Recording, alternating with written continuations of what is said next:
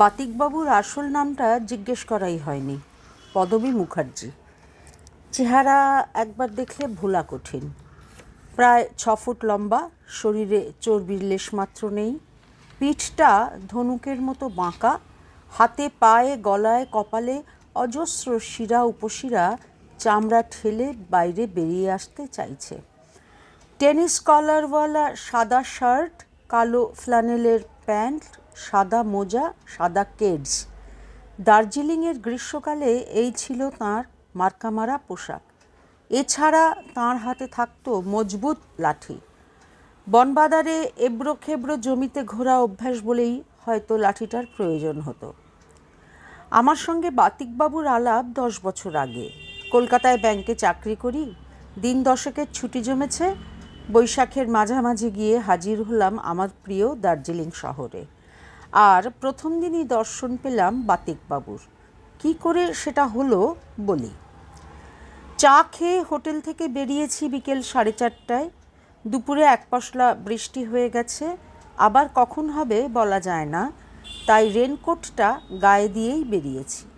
দার্জিলিংয়ের সবচেয়ে মনোরম, সবচেয়ে নিরিবিলি রাস্তা জলাপাহাড় রোড দিয়ে হাঁটতে হাঁটতে হঠাৎ দেখি 50 দূরে একটা মোড়ের মাথায় একটি ভদ্রলোক রাস্তার একপাশে দাঁড়িয়ে হাতের লাঠির ওপর ভর করে সামনের দিকে ঝুঁকে পড়ে ভারী মনোযোগ দিয়ে কি যেন দেখছেন। দৃশ্যটা তেমন কিছু অস্বাভাবিক বলে মনে হলো না। জংলি ফুল বা পোকামাকড় সম্বন্ধে আগ্রহ থাকলে লোক ওইভাবে ঘাসের দিকে চেয়ে থাকতে পারে। আমি ভদ্রলোকের দিকে একটা মৃদু কৌতূহলের দৃষ্টি দিয়ে আবার এগোতে শুরু করলাম। কিন্তু কাছাকাছি পৌঁছানোর পর মনে হলো ব্যাপারটাকে যতটা স্বাভাবিক বলে মনে হয়েছিল ততটা নয়। অবাক লাগলো ভদ্রলোকের একাগ্রতা দেখে। আমি 5 হাত দূরে দাঁড়িয়ে তাঁর হাবভাব লক্ষ্য করছি, অথচ উনি আমাকে সম্পূর্ণ অগ্রাহ্য করে সেই একইভাবে সামনে ঝুঁকে ঘাসের দিকে চেয়ে আছেন। শেষটায় বাঙালি বুঝে একটা প্রশ্ন না করে পারলাম না। কিছু হারালেন নাকি? কোনো উত্তর নেই। লোকটা কি কালা? আমার কৌতূহল বাড়ল। ঘটনার শেষ না দেখে যাব না। একটা সিগারেট ধরালাম। মিনিট 3 পরে ভদ্রলোকের অনড় দেহে যেন প্রাণ সঞ্চার হলো। তিনি আরও খানিকটা ঝুঁকে পড়ে তার ডান হাতটা ঘাসের দিকে বাড়ালেন। ঘন ঘাসের ভিতর তাঁর হাতের আঙুলগুলো প্রবেশ করলো। তারপর হাতটা উঠে এলো। বুড়ো আঙুল আর তর্জনীর মধ্যে একটা ছোট্ট গোল চাকতি। ভালো করে দেখে বুঝলাম সেটা একটা বোতাম, প্রায় একটা আধুলির মতো বড়, সম্ভবত কোটের বোতাম। ভদ্রলোক বোতামটা চোখের সামনে এনে প্রায় মিনিট খানেক ধরে সেটাকে ঘুরিয়ে ফিরিয়ে দেখে জিভ দিয়ে 4 বার ছিকছিক করে আক্ষেপের শব্দ করে সেটাকে শার্টের বুক পকেটে পুরে আমাকে সম্পূর্ণ অগ্রাহ্য করে ম্যালের দিকে চলে গেলেন। সন্ধেবেলা ফেরার পথে ম্যালের মুখে ফোয়ারার ধারে দার্জিলিংয়ের পুরনো বাসিন্দা ডাক্তার ভৌমিকের সঙ্গে দেখা হলো। ইনি কলেজে বাবার সহপাঠী ছিলেন, আমাকে যথেষ্ট স্নেহ করেন। তাঁকে আজ বিকেলের ঘটনাটা না বলে পারলাম না। ভৌমিক শুনে টুনে বললেন, চেহারা আর হাবভাবের বর্ণনা থেকে তো বাতিকবাবু বলে মনে হচ্ছে। বাতিকবাবু? Sad case. আসল নাম ঠিক মনে নেই, পদবী মুখার্জি। বছর 5 হলো দার্জিলিংয়ে রয়েছে। গ্রিনলেস ব্যাংকের কাছেই একটা বাড়িতে ঘর ভাড়া নিয়ে থাকে। কটকের র্যাভেন্স কলেজে ফিজিক্স পড়াতো। জার্মান বিশ্ববিদ্যালয়ের ডিগ্রি আছে, শুনেছি ব্রিলিয়ান্ট ছাত্র ছিল। চাকরি বাকরি ছেড়ে এখানে চলে এসেছে। পৈতৃক সম্পত্তি কিছু আছে বোধহয়। আপনার সঙ্গে আলাপ আছে? গোড়ার দিকে একবার আমার কাছে এসেছিল। রাস্তায় হোঁচট খেয়ে পড়ে গিয়ে হাঁটুতে সেপটিক হবার জোগাড়, সারিয়ে দিয়েছিলাম। কিন্তু বাতিকবাবু নামটা? ভৌমিক হো হো করে হেসে উঠলেন। সেটা হয়েছে ওর এক উদ্ভট শখের জন্য। অবশ্যই নামকরণটা কে করেছে বলা শক্ত। শখটা কি? তুমি তো নিজের চোখে দেখলে। রাস্তা থেকে একটা বোতাম তুলে পকেটে নিয়ে নিল। ওইটাই ওর শখ বা হবি। যেখান সেখান থেকে জিনিস তুলে নিয়ে এসে সযত্নে রেখে দেয়। যে কোনো জিনিস? কেন জানি না আমার লোকটা সম্বন্ধে কৌতূহল বাড়ছিল। ডাক্তার ভৌমিক বললেন, আমরা বলবো যে কোনো জিনিস, কিন্তু ভদ্রলোক ক্লেম করবেন সেগুলো অত্যন্ত প্রেশাস, কারণ সেসব জিনিসের সঙ্গে নাকি এক একটা ঘটনা জড়িয়ে আছে। কিন্তু সেটা উনি জানেন কি করে? ডাক্তার ভৌমিক তাঁর হাত ঘড়িটা একবার দেখে নিয়ে বললেন, সেটা তুমি ওকেই জিজ্ঞেস করে দেখো না। উনি ভিজিটার পেলে খুশিই হন, কারণ ওর গল্পের স্টক প্রচুর। ওর কালেকশানের প্রত্যেকটি জিনিসকে নিয়ে এক একটি গল্প তো ওয়াইল্ড ননসেন্স বলা বাহুল্য, তবে উনি সেগুলো বলতে পারলে খুশিই হন। অবশ্যই তুমি শুনে খুশি হবে কি না সেটা আলাদা কথা। পরদিন সকালে ব্রেকফাস্ট খেয়ে বেরিয়ে পড়লাম। গ্রিনলেস ব্যাংকের কাছে বাতিকবাবুর বাড়ি চিনে বের করতে বিশেষ অসুবিধা হলো না, কারণ পাড়ার সকলেই ভদ্রলোককে চেনে। 17 নম্বর বাড়ির দরজায় টোকা মারতেই ভদ্রলোক বেরিয়ে এলেন, এবং আশ্চর্য এই যে আমায় দেখেই চিনলেন। কাল আপনি আমাকে একটা কথা জিজ্ঞেস করলেন, কিন্তু আমার তখন উত্তর দেবার অবস্থা ছিল না। ওই সময়টা কনসেন্ট্রেশন নষ্ট হতে দিলেই সর্বনাশ। ভেতরে আসুন। ঘরে ঢুকেই প্রথমে চোখে পড়ল আলমারি। বাঁদিকের দেয়ালের অর্ধেকটা অংশ জুড়ে একটা কাচে ঢাকা আলমারির প্রতিটি তাকে পাশাপাশি রাখা অতি সাধারণ সব জিনিস, যেগুলোর একটার সঙ্গে আরেকটার কোনো সম্পর্ক নেই।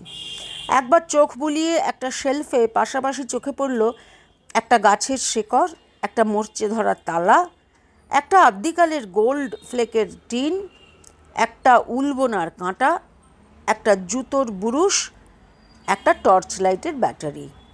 আমি অবাক হয়ে এইসব দেখছি। এমন সময় ভদ্রলোক বললেন, ওগুলো দেখে আপনি বিশেষ আনন্দ পাবেন না, কারণ ওসব জিনিসের মূল্য কেবল আমিই জানি। আমি বললাম, শুনেছি এসব জিনিসের সঙ্গে নাকি এক একটা বিশেষ ঘটনার সম্পর্ক রয়েছে। আছে বই কি, কিন্তু সেরকম তো সব জিনিসের সঙ্গেই থাকে। যেমন আপনি যে ঘড়িটা হাতে পড়েছেন। ভদ্রলোক হাত তুলে আমার কথা বন্ধ করে দিয়ে বললেন, ঘটনা জড়িয়ে থাকে অবশ্যই, কিন্তু সব জিনিসের উপর সে ঘটনার ছাপ থেকে যায় না। কচিত কদাচিৎ এক একটা জিনিস মেলে যার মধ্যে সে ছাপটা থাকে। যেমন কালকের এই বোতামটা। ঘরের ডান দিকে একটা রাইটিং ডেস্কের ওপর বোতামটা রাখা ছিল। ভদ্রলোক সেটা আমার দিকে এগিয়ে দিলেন। খয়েরি রঙের কোটের বোতাম। তার মধ্যে কোনো রকম বিশেষত্ব আমার চোখে ধরা পড়ল না। কিছু বুঝতে পারছেন? বাধ্য হয়ে না বলতে হলো। বাতিকবাবু বললেন, এই বোতাম একটি সাহেবের কোট থেকে এসেছে। ঘোড়ার পিঠে চড়ে জলাপাহাড় রোড দিয়ে যাচ্ছিলেন। বয়স 60-এর কাছাকাছি, রাইডিংয়ের পোশাক পরা, সবল সুস্থ মিলিটারি চেহারা। যেখানে বোতামটা পেলুম সেইখানটায় এসে ভদ্রলোকের স্ট্রোক হয়, ঘোড়া থেকে পড়ে যান। দুজন পথচারী দেখতে পেয়ে তাঁর দিকে ছুটে আসে, কিন্তু তিনি অলরেডি ডেড। ঘোড়া থেকে পড়ার সময়ই বোতামটা কোট থেকে ছিঁড়ে রাস্তার ধারে পড়ে যায়। এসব কি আপনি দেখতে পান? ভিভিডলি। যত বেশি মনোসংযোগ করা যায় তত বেশি স্পষ্ট দেখি। কখন দেখেন? এই জাতীয় বিশেষ গুণসম্পন্ন কোনো বস্তুর কাছে এলেই আমি প্রথমে একটা মাথার যন্ত্রণা অনুভব করি। তারপর দৃষ্টি ঝাপসা হয়ে আসে, মনে হয় পড়ে যাব, সাপোর্ট দরকার। কিন্তু তারপরেই দৃশ্য দেখা শুরু হয়, আর পাও স্টেডি হয়ে যায়। এই এক্সপিরিয়েন্সের ফলে আমার শরীরের টেম্পারেচার বেড়ে যায় প্রতিবার। কাল রাত প্রায় 8টা পর্যন্ত 102 জ্বর ছিল। অবশ্যই জ্বরটা বেশিক্ষণ থাকে না। এখন আমি সম্পূর্ণ সুস্থ। ব্যাপারটা আজগুবি হলেও আমার বেশ মজা লাগছিল। বললাম, আরও 2-একটা উদাহরণ দিতে পারেন? বাতিকবাবু বললেন, আলমারি ভর্তি উদাহরণ। ওই যে খাতা দেখছেন, ওতে প্রত্যেকটি ঘটনার পুঙ্খানুপুঙ্খ বিবরণ আছে। আপনি কোনটা জানতে চান বলুন? আমি কিছু বলার আগে ভদ্রলোক আলমারির কাচ সরিয়ে তার থেকে দুটো জিনিস বার করে টেবিলের ওপর রাখলেন। একটা বহু পুরনো চামড়ার দস্তানা আর একটা চশমার কাচ। এই যে দস্তানাটা দেখছেন, বাতিকবাবু বললেন, এটা আমার পাওয়া প্রথম জিনিস, অর্থাৎ আমার সংগ্রহের প্রথম আইটেম। এটা পাই সুইজারল্যান্ডের লুসার্ন শহরের বাইরে একটা বনের মধ্যে। তখন আমার মার্বুর্গে পড়া শেষ হয়েছে। আমি দেশে ফেরার আগে একটু কন্টিনেন্টটা ঘুরে দেখছি। লুসার্নে প্রাতঃভ্রমণে বেরিয়েছি। নির্জন বনের মধ্যে দিয়ে রাস্তা। একটু বিশ্রাম নেব বলে একটা বেঞ্চিতে বসেছি। এমন সময় পাশেই একটা গাছের গুঁড়ির ধারে ঘাসের ভিতর দস্তানার বুড়ো আঙুলটা চোখে পড়তেই মাথা দপদপ করতে আরম্ভ করলো। তারপর দৃষ্টি ঘোলাটে হয়ে এলো। তারপর চোখের সামনে ভেসে উঠল ছবি। একটা সুবেশ সম্ভ্রান্ত ভদ্রলোক, মুখে লম্বা বাঁকানো সুইচ পাইপ, দস্তানা পরা হাতে ছড়ি নিয়ে হেঁটে চলেছেন রাস্তা দিয়ে। আচমকা ঝোপের পিছন থেকে দুটো লোক বেরিয়ে এসে তাঁকে আক্রমণ করলো। ভদ্রলোক মরিয়া হয়ে হাত পা ছুড়লেন। ধস্তাধস্তির ফাঁকে তিনি তাঁর হাতের দস্তানাটি হারালেন। দুর্বৃত্তরা তাঁর উপর ঝাঁপিয়ে পড়ে তাঁকে নির্মমভাবে হত্যা করে তাঁর কোটের পকেট থেকে টাকাকড়ি ও হাত থেকে সোনার ঘড়িটি নিয়ে পালালো। সত্যি এরকম কোনো ঘটনা ঘটেছিল কি? আমি 3 দিন হাসপাতালে ছিলাম। জ্বর, ডিলেরিয়াম আর আরও অনেক কিছু। ডাক্তার স্টাইনিটস রোগ ধরতে পারেননি। তারপর আপনি সেরে উঠে হাসপাতাল থেকে বেরিয়ে এসে অনুসন্ধান আরম্ভ করি। 2 বছর আগে ওই বনে ঠিক ওই জায়গায় কাউন্ট ফার্ডিন্যান্ড মুসাব বলে একজন ধনী ব্যক্তি ঠিক ওইভাবেই খুন হয়। তার ছেলে দস্তানাটা চিনতে পারে। ভদ্রলোক এমন সহজভাবে ঘটনাটা বলে গেলেন যে তাঁর কথা অবিশ্বাস করতে ইচ্ছে করছিল না।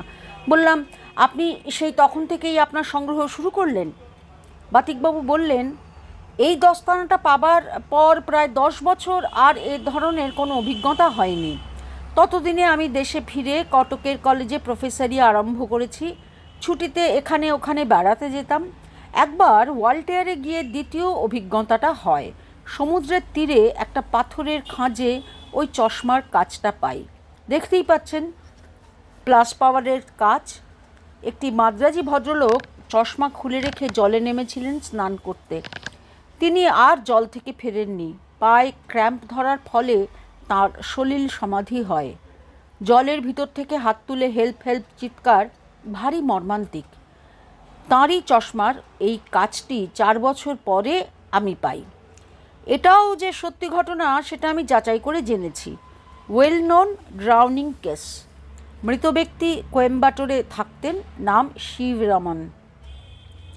ভদ্রলোক দস্তানা ও চশমার কাচ যথাস্থানে রেখে আবার জায়গায় এসে বসলেন। আমার এই আলমারিতে কতগুলো জিনিস আছে জানেন? 172টা। আমার গত 30 বছরের সংগ্রহ।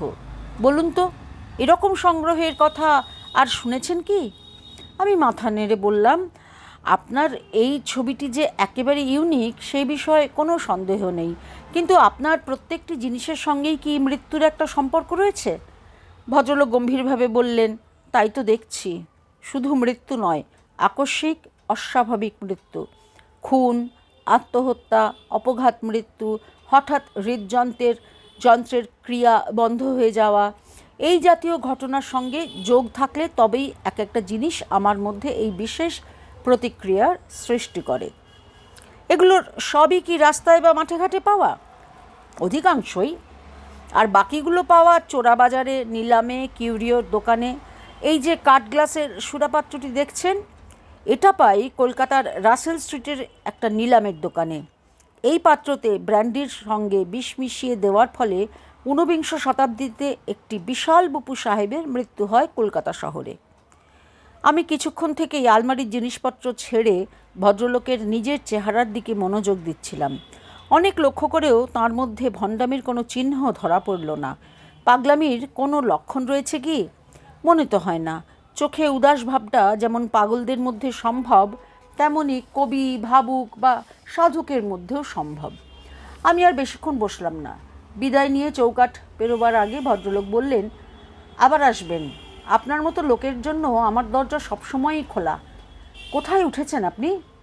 অ্যালিস ভিলা হোটেলে। ও, তাহলে তো 10 মিনিটের হাঁটা পথ। বেশ লাগলো আপনার সঙ্গ। কোনো লোককে আদৌ বরদাস্ত করতে পারিনি। আপনাকে সহৃদয় সমজদার বলে মনে হয়। বিকেলে ডাক্তার ভৌমিক চায় বলেছিলেন। আমি ছাড়া নিমন্ত্রিত আরও 2টি ভদ্রলোক। চায়ের সঙ্গে চানাচুর আর কেক খেতে খেতে বাতিকবাবুর প্রসঙ্গটা না তুলে পারলাম না। ভৌমিক বললেন, কতক্ষণ ছিলে? ঘণ্টাখানেক। ওরে বাবা! ডাক্তার ভৌমিকের চোখ কপালে। 1 ঘণ্টা ধরে ওই বুজরুকের কচকচি শুনলে? আমি মৃদু হেসে বললাম, যা প্যাচপ্যাচে বৃষ্টি, স্বচ্ছন্দে বেড়ানোর তো উপায় নেই। হোটেলের ঘরে বন্দি হয়ে থাকার চেয়ে ওর গল্প শোনা বোধ হয় ভালো। কার কথা হচ্ছে? প্রশ্নটি এলো একটি বছর 40 ভদ্রলোকের কাছ থেকে। মিস্টার খাস্তগির বলে পরিচয় করিয়ে দিয়েছেন ডাক্তার ভৌমিক। বাতিকবাবুর বাতিকের বর্ণনা শুনে খাস্তগির একটা বাঁকা হাসি হেসে বললেন, এসব লোককে এখানে আস্তানা গাড়তে দিয়ে দার্জিলিংয়ের বায়ু দূষিত করেছেন কেন ডাক্তার ভৌমিক? ডাক্তার ভৌমিক হালকা হেসে বললেন, এত বড় একটা শহরের বায়ু দূষিত করার ক্ষমতা কি লোকটার আছে? বোধহয় না। মিস্টার নস্কর নামক তৃতীয় ভদ্রলোকটি ভারতবর্ষে বুজরুকদের কুপ্রভাব সম্বন্ধে একটা ছোটোখাটো বক্তৃতাই দিয়েছিলেন। শেষকালে আমি বলতে বাধ্য হলাম যে বাতিকবাবু যেহেতু নেহাতি নিঃসঙ্গ জীবনযাপন করেন, তাঁর বুজরুকির প্রভাব আর 5 জনের ওপর পড়ার সম্ভাবনা খুবই কম। ভৌমিক দার্জিলিংয়ে রয়েছেন প্রায় 30 বছর, খাস্তগিরও অনেক দিনের বাসিন্দা। শেষ পর্যন্ত এদের দুজনকে উদ্দেশ্য করে একটা প্রশ্ন না করে পারলাম না। জলাপাহাড় রোডে কোনো অশ্বারোহী সাহেব হার্ট ফেল করে মারা যায়, এমন কোনো ঘটনা জানা আছে আপনাদের? কে? Major Bradley? প্রশ্ন করলেন ডাক্তার ভৌমিক। সে তো বছর 8 আগেকার ঘটনা। স্ট্রোক হয়েছিল, সম্ভবত জলাপাহাড় রোডেই। হাসপাতালে এনেছিল, কিন্তু তার আগেই মারা যায়। কেন বলো তো? আমি বাতিকবাবুর বোতামের কথাটা বললাম। মিস্টার খাস্তগির একেবারে তেলে বেগুনে জ্বলে উঠলেন। লোকটা এইসব বললে অলৌকিক ক্ষমতা ক্লেম করছে নাকি? এ তো 1 নম্বরের শয়তান দেখছি। সে নিজে দার্জিলিংয়ে রয়েছে একদিন, ঘোড়ার পিঠে সাহেব মরেছে সে খবর তো এমনিতেই তার কানে পৌঁছতে পারে। সেখানে অলৌকিক ক্ষমতার প্রয়োজনটা আসছে কোত্থেকে? কথাটা অবশ্যই আমারও মনে হয়েছিল। দার্জিলিংয়ের থেকে দার্জিলিংয়েরই একটি ঘটনার কথা জানতে পারা বাতিকবাবুর পক্ষে মোটেই অসম্ভব নয়। আমি তাই আর প্রসঙ্গটা বাড়ালাম না। চায়ের পর্ব এবং 5 রকম এলোমেলো কথাবার্তা শেষ হবার পর আমি ওঠার সঙ্গে সঙ্গেই মিস্টার নস্করও উঠে পড়লেন। বললেন উনিও অ্যালিসভিলের দিকটাতেই থাকেন, তাই আমার সঙ্গে একসঙ্গেই হেঁটে ফিরবেন। আমরা ডাক্তার ভৌমিকের কাছ থেকে বিদায় নিয়ে বেরিয়ে পড়লাম। বাইরে সন্ধে হয়ে এসেছে। আমি দার্জিলিংয়ে আসার পর এই প্রথম দেখলাম আকাশের ঘন মেঘে ফাটল ধরেছে, আর সেই ফাটলের মধ্যে দিয়ে অস্তগামী সূর্যের রশ্মি মঞ্চের স্পটলাইটের মতো শহর ও তার আশেপাশে পাহাড়ের গায়ে পড়েছে। মিস্টার নস্করকে দেখে বেশ মজবুত মনে হয়েছিল, কিন্তু এখন বুঝতে পারছি চড়াই উঠতে তাঁর বেশ বেগ পেতে হচ্ছে। হাঁপানির মধ্যেই জিজ্ঞেস করলেন, আপনার এই ভদ্রলোকটি কোথায় থাকেন? বললাম, দেখা করবেন নাকি? না না, এমনি কৌতূহল হচ্ছিল।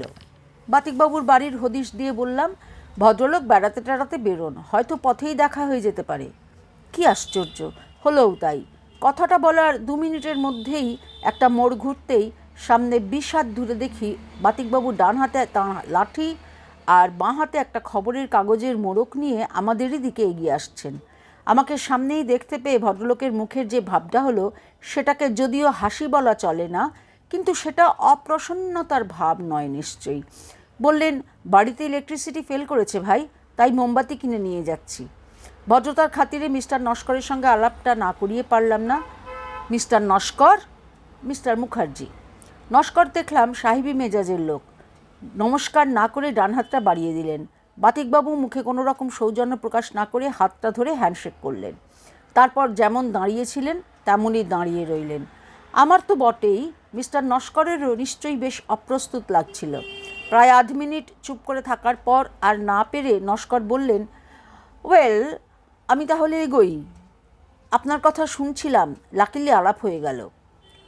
চলি মিস্টার মুখার্জি। আমাকেও বাধ্য হয়েই কথাটা বলতে হলো। বাতিকবাবুকে এবার সত্যিই পাগল বলে মনে হচ্ছিল। রাস্তার মাঝখানে কাঠের পুতুলের মতো দাঁড়িয়ে কী যে ভাবছেন তা উনিই জানেন।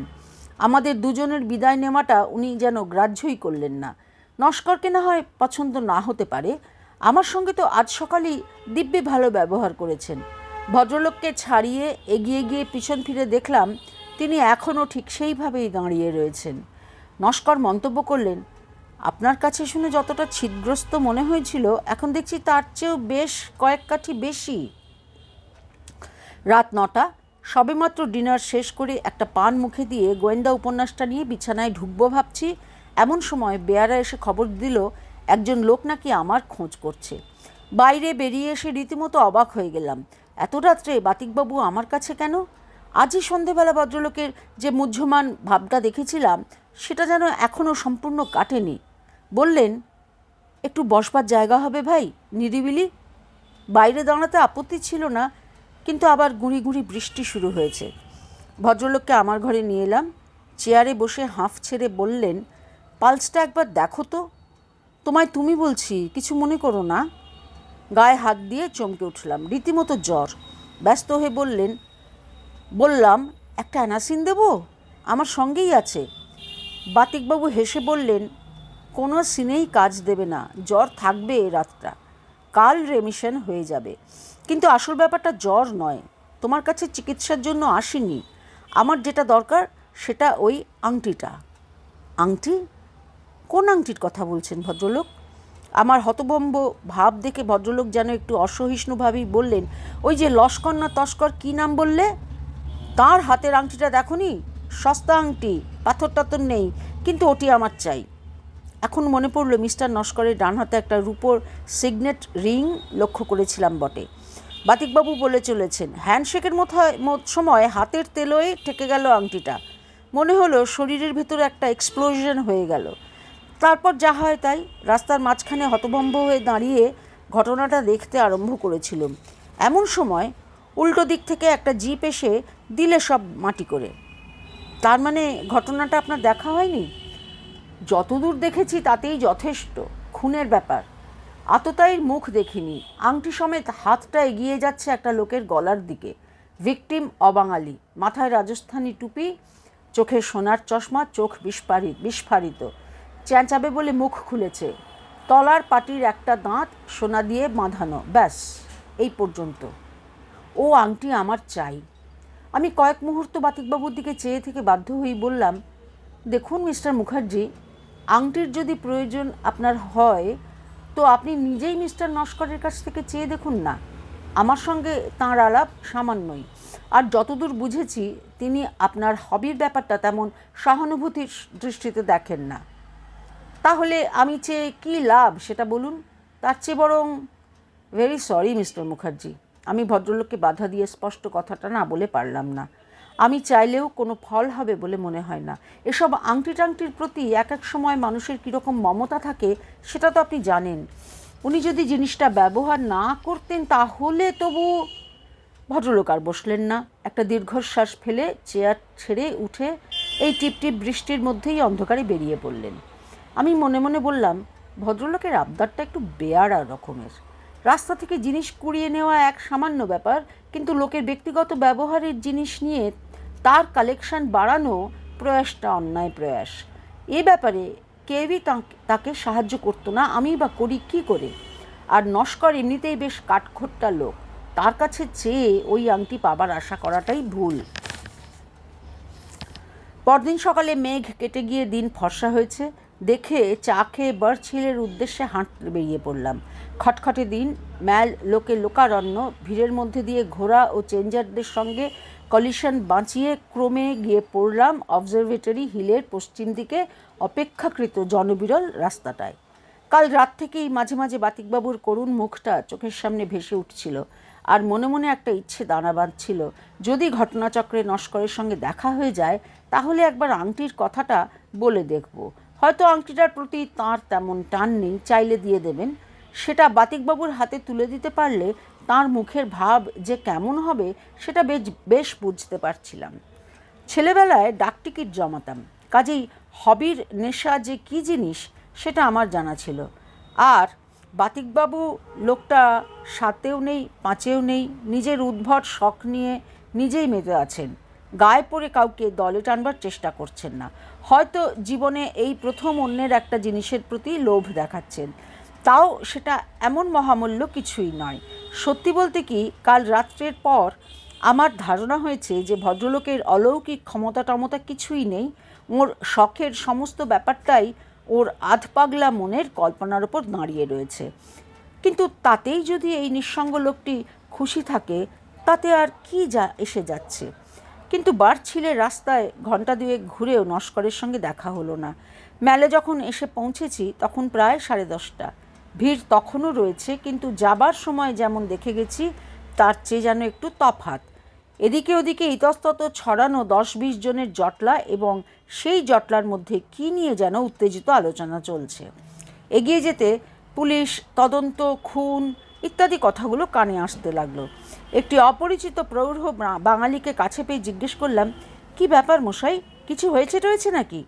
ভদ্রলোক বললেন, কলকাতা থেকে কে এক সাসপেক্টেড ক্রিমিনাল নাকি এখানে এসে গা ঢাকা দিয়েছিল। তাকে ধাওয়া করে পুলিশ এসেছে, খানা তল্লাশি চলছে। লোকটার নাম জানেন? আসল নাম জানি না, এখানে নাকি নস্কর বলে পরিচয় দিয়েছে। আমার বুকের ভিতরটা ধড়াস করে উঠল। একটিমাত্র লোকই আসল খবরটা দিতে পারবেন, ডাক্তার ভৌমিক। তার বাড়ি পর্যন্ত আর যেতে হলো না। লেডেনলা রোডে রিক্সার স্ট্যান্ডের কাছে খাস্তগির ও ভৌমিকের সঙ্গে দেখা হয়ে গেল। বললেন, ভাবতে পারো, লোকটা কাল বিকেলে আমার বাড়িতে বসে চা খেয়ে গেল। পেটে একটা পেন হচ্ছে বলে 3 দিন আগে আমার কাছে এসেছিল চিকিৎসার জন্য। আমি ওষুধ দিয়েছি। একা লোক, নতুন এসেছে, তাই তাকে বাড়িতে খেতে ডাকলাম, আর আজ এই ব্যাপার। লোকটা ধরা পড়েছে? উদ্গ্রীবভাবে প্রশ্ন করলাম। এখনও পড়েনি, সকাল থেকে মিসিং। পুলিশ খুঁজে চলেছে। তবে এই শহরেই তো আছে, যাবে আর কোথায়? কিন্তু কি সাংঘাতিক ব্যাপার বলো তো। ভৌমিকার খাস্তগির চলে গেল। আমি বেশ বুঝতে পারছি আমার নাড়ি চঞ্চল হয়ে উঠেছে। শুধু নস্কর ক্রিমিনাল বলে নয়, বাতিকবাবুর আংটির প্রতি লোভের কথা ভেবে। খুনির হাতের আংটি, ভদ্রলোক বলেছিলেন। তাহলে কি সত্যিই লোকটার মধ্যে একটা অলৌকিক ক্ষমতা রয়েছে? রাস্তার মাঝখানে দাঁড়িয়ে এইসব কথা ভাবতে ভাবতে ইচ্ছে করলো বাতিকবাবুর সঙ্গে একবার দেখা করি। ভদ্রলোক কি খবরটা পেয়েছেন? একবার খোঁজ করে দেখা দরকার। কিন্তু 17 নম্বর বাড়ির দরজায় বার 3 টোকা দিয়েও কোনো উত্তর পেলাম না। এদিকে আবার মেঘ করে এসেছে। আমি দ্রুত পা চালিয়ে আমার হোটেলে চলে এলাম। আধ ঘন্টার মধ্যে মুষলধারে বৃষ্টি নামলো। ঝলমলে সকালটা এক নিমেষে একটা সুদূর অতীতের ঘটনায় পরিণত হলো। পুলিশ সার্চ চালিয়ে চলেছে। কোথায় গা ডাকা দিলেন মিস্টার নস্কর? কাকে খুন করলেন ভদ্রলোক? কিভাবে খুন? 3:30টার সময় আমাদের হোটেলের ম্যানেজার মিস্টার সন্ধি খবরটা আনলেন। নস্কর যে বাড়িটায় ছিল তার ঠিক পেছনেই পাহাড়ের খাদে 30 হাত নিচে মাথা থেঁতলানো অবস্থায় নস্করের মৃতদেহ পাওয়া গেছে। আত্মহত্যা, মস্তিষ্ক বিকৃতি, পালাতে গিয়ে পা হড়কে পড়ে যাওয়া ইত্যাদি নানা রকম কারণ অনুমান করা হচ্ছে। ব্যবসাগত ব্যাপারে পার্টনারের সঙ্গে শত্রুতা, সেই থেকে খুন, মৃতদেহ লুকিয়ে ফেলে দার্জিলিংয়ে এসে গা ঢাকা, পুলিশ কর্তৃক কলকাতায় মৃতদেহ আবিষ্কার ইত্যাদি। না, বাতিকবাবুর সঙ্গে একবার দেখা না করলেই নয়। লোকটাকে আর হেসে উড়িয়ে দেওয়া চলে না। সুইজারল্যান্ড ওয়াল্টের ঘটনা মন গড়া হতে পারে, দার্জিলিংয়ের ঘটনা তিনি আগে থেকে জেনে থাকতে পারেন, কিন্তু নস্কর যে খুনি সেটা তিনি জানলেন কি করে? 5টা নাগাদ বৃষ্টি একটু ধরতেই তাঁর বাড়ি গিয়ে হাজির হলাম। টোকা মারতেই দরজা খুলে গেল। বাতিকবাবু হেসে বললেন, এসো ভায়া, ভেতরে এসো, তোমার কথাই ভাবছিলাম। ভেতরে ঢুকলাম। সন্ধে হয়ে এসেছে। বাতিকবাবু টেবিলের ওপর টিমটিম করে একটা মোমবাতি জ্বলছে। আজও ইলেকট্রিসিটি আসেনি। ম্লান হাসি হেসে বললেন ভদ্রলোক। আমি বেতের চেয়ারে বসে বললাম, খবর পেয়েছেন? তোমার সেই তস্করের খবর? খবরে আর আমার কি হবে বলো? আমি সবই জানতে পেরেছিলাম, তবে আমি তার কাছে কৃতজ্ঞ। কৃতজ্ঞ? অবাক হয়ে প্রশ্ন করলাম আমি। আমার সংগ্রহের সবচেয়ে মূল্যবান জিনিসটি যে সে আমাকে দিয়ে গেছে। দিয়ে গেছে? আমার গলা শুকনো। ওই দেখো না, টেবিলের উপর। আবার টেবিলের দিকে চাইতে মোমবাতির পাশেই খোলা খাতার সাদা পাতার ওপর আংটিটা চোখে পড়ল। ঘটনার বর্ণনাটা লিখে রাখছি। আইটেম নাম্বার 173, বাতিকবাবু বললেন। আমার মাথার মধ্যে একটা প্রশ্ন ঘুরছে। দিয়ে গেছে মানে? কখন দিয়ে গেল? এমনিতে কি দিতে চায়? বাতিকবাবু একটা দীর্ঘশ্বাস ফেললেন। জোর করে নিতে হলো। আমি স্তব্ধ হয়ে বসে আছি। ঘরের ভিতর একটা টাইম পিস টিকটিক করে বেজে চলেছে। তুমি এসে ভালোই হলো, বাতিকবাবু বললেন। একটা জিনিস তোমাকে দিচ্ছি, সেটা তোমার কাছেই রেখে দিও। বাতিকবাবু চেয়ার ছেড়ে উঠে ঘরের উল্টো দিকে অন্ধকার কোণটায় চলে গেলেন। সেখান থেকে খুটখুট শব্দ এলো, আর তার সঙ্গে এলো তাঁর কথা। এটাও আমার কাছে সংগ্রহে রাখার উপযুক্ত, কিন্তু এটার প্রভাব আমি সহ্য করতে পারছি না। বারবার জ্বর আসছে, আর একটা ভারী অপ্রীতিকর দৃশ্য আমার চোখের সামনে ভেসে উঠছে। ভদ্রলোক কথা বলতে বলতে অন্ধকার থেকে আলোয় এসে দাঁড়িয়েছেন। তাঁর ডান হাতটা আমার দিকে বাড়িয়ে রয়েছেন তিনি। সেই হাতে ধরা রয়েছে তাঁর অতি পরিচিত লাঠিটা। মোমবাতির এই ম্লান আলোতেও বুঝতে পারলাম যে লাঠির হাতলের মাথায় যে লাল দাগটা রয়েছে সেটা শুকিয়ে যাওয়া রক্তের দাগ ছাড়া আর কিছুই নয়।